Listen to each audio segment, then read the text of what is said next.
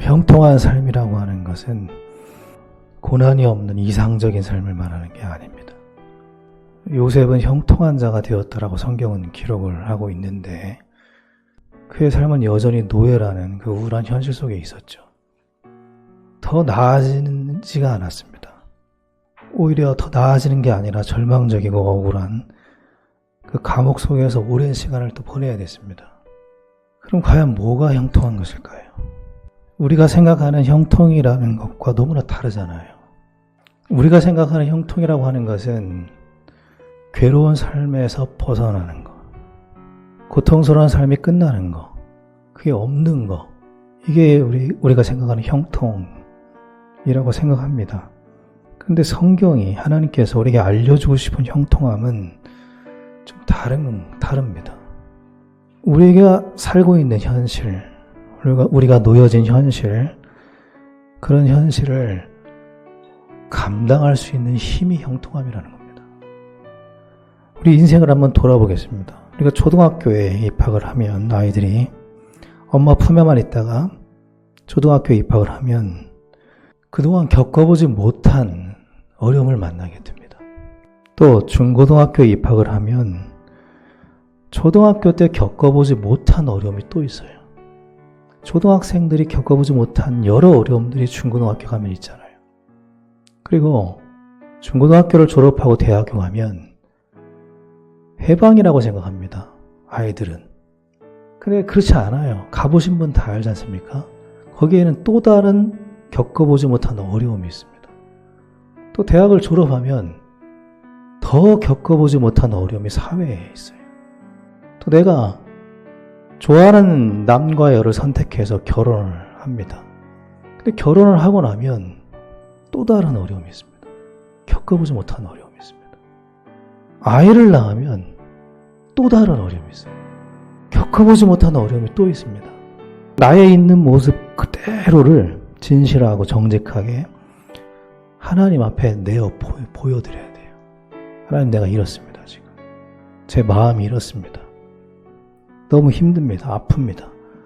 믿음 있는 척하고 의로운 척하고 살았던 바리새인들처럼 사는 게 아니라 그냥 아픈 모습 그대로 예수님을 만나야 은혜가 있는 거예요. 우리를 견디게 해주는 것은 우리의 의지나 선택이 아니라 하나님의 은혜입니다. 은혜가 필요한 거예요. 그래서 하나님은 한 가지를 하라는 거예요. 내게 와서 엎드리라는 겁니다. 그것은 다른 말이 아닙니다. 나를 인정하라는 거예요.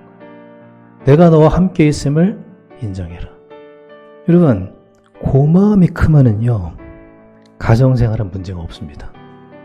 이게 신앙생활도 똑같아요. 구원의 감사가 크지요? 그러면 이해가 안 되는 인생의 시간들도 견딜 수 있어요.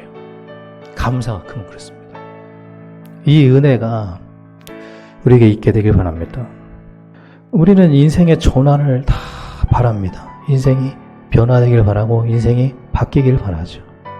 어떻게 우리가 인생을 전환하려고 애를 씁니까? 인생의 전환이라고 하는 것은 우리가 심사숙고해서 뭔가를 선택하는 데 있지 않다라는 걸 성경은 얘기해요. 근데 성경은 우리의 선택에 인생의 전환이 있다라고 말하지 않습니다. 반대로 다른 얘기를 하죠.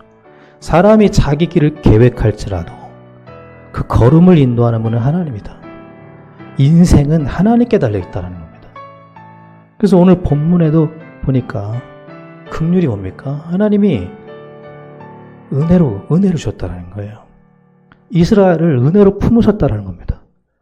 그때 어떤 일이 벌어지냐면 이스라엘 은혜로 품으시니까 그들의 땅에 다시 돌아오게 되는 회복이 일어납니다. 이스라엘의 역사가 전환되고 운명이 전환된 것은 이스라엘의 의지나 선택의 결과와는 아무 관련이 없다는 겁니다. 하나님의 긍휼하심과 하나님의 은혜로 이스라엘의 인생이 전환되고 역사가 전환됐다는 겁니다. 우리에게 지금 필요한 게 이거 같습니다. 내게 주어진 환경이 어떠하든 내게 주어진 삶의 상황이 어떠하든 내가 하나님을 신뢰한다면 하나님을 인정한다면 하나님이 나를 인도하고 계심을 내가 신뢰한다면 하나님이 나를 품고 있다는 것을 신뢰한다면, 그것도 가장 좋은 길로 인도하시는 하나님을 내가 믿는다면, 내가 어디에 있든지 내가 바라볼 분은 하나님이에요.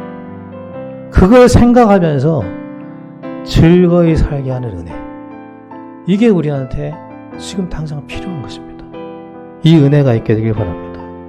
인생의 전환을 꿈꾸기보다, 내가 예측한 미래의 인생을 걸기보다 하나님의 은혜를 구하길 바랍니다. 은혜만이 구원의 유일한 길이에요. 인생 전환의 유일한 길입니다. 그래서 오늘도 은혜이신 예수님의 이름을 부르고 내 마음의 주인으로 모시기 바랍니다.